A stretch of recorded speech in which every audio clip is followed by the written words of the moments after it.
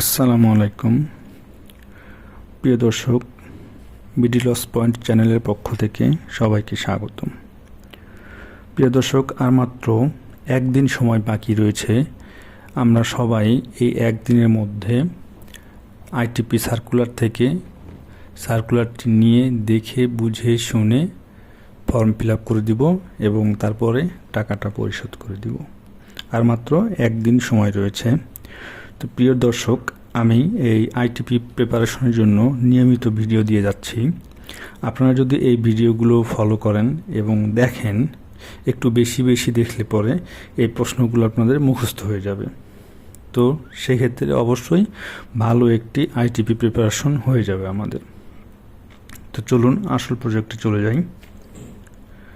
প্রথম প্রশ্ন হচ্ছে আজকের, ঢাকা, নারায়ণগঞ্জ ও গাজীপুরে অবস্থিত সম্পত্তি হস্তান্তরের ক্ষেত্রে উৎসে কর কর্তনের হার কত? এখানে উত্তর হচ্ছে প্রতি কাঠা অনধিক 10 লক্ষ টাকা এবং দালান কোঠা প্রতি বর্গ মিটার 600 টাকার বেশি নয়, অথবা দলিল মূল্যের 4% বেশি নয়।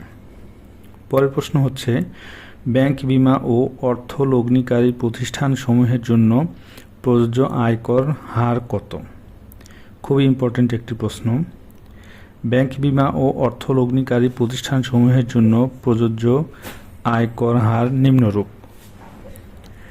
ব্যাংক, বিমা, আর্থিক প্রতিষ্ঠানসমূহ মার্চেন্ট ব্যাংক ব্যতীত 37.5%। তারপর এরূপ প্রত্যেকটি কোম্পানির ক্ষেত্রে যাহা 40%, মার্চেন্ট ব্যাংকের ক্ষেত্রে 37.5%। ব্যক্তি করদাতার পরিসম্পদ ও দায় বিবরণীতে প্রদর্শিত নিট সম্পদের পরিমাণ কত টাকার অধিক হলে সারচার্জ প্রযোজ্য হয়? খুবই ইম্পর্ট্যান্ট একটি প্রশ্ন।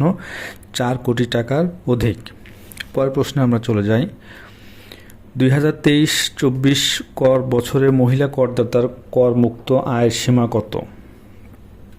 4 লক্ষ টাকা। গাজীপুর সিটি কর্পোরেশনের একজন করদাতার জন্য 23-24 কর বছরে ন্যূনতম করের পরিমাণ কত? 4000 টাকা।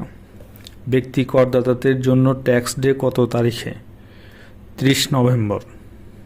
চাকরি হতে আয়ের ধারা উল্লেখ করুন। একটি অত্যন্ত গুরুত্বপূর্ণ প্রশ্ন। চাকরি হতে আয়ের ধারা কত হবে? এটা হচ্ছে ধারা 32।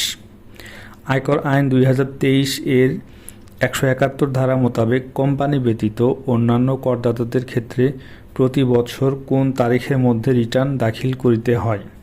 30 নভেম্বর। অগ্রিম আয়কর প্রদানের ধারা কত? ধারা 154। সার্বজনীন স্বনির্ধারণী পদ্ধতি কোন ধারার দ্বারা নিয়ন্ত্রিত? ধারা 180। তো প্রিয় দর্শক, আজকে এই প্রশ্নগুলোই আলোচনা করলাম। আপনারা যদি ন্যূনতম কোনো উপকার পেয়ে থাকেন, অবশ্যই চ্যানেলটি সাবস্ক্রাইব করবেন এবং বিশেষ করে যতটুকু ভিডিওটি দেখবেন লাইক অন্তত পক্ষে দিয়ে যাবেন, যাতে আমি বুঝতে পারি যে আপনারা ভিডিও দেখে কিছুটা হলেও উপকৃত হচ্ছেন। সবাইকে ধন্যবাদ, ভালো থাকবেন। আসসালামু আলাইকুম।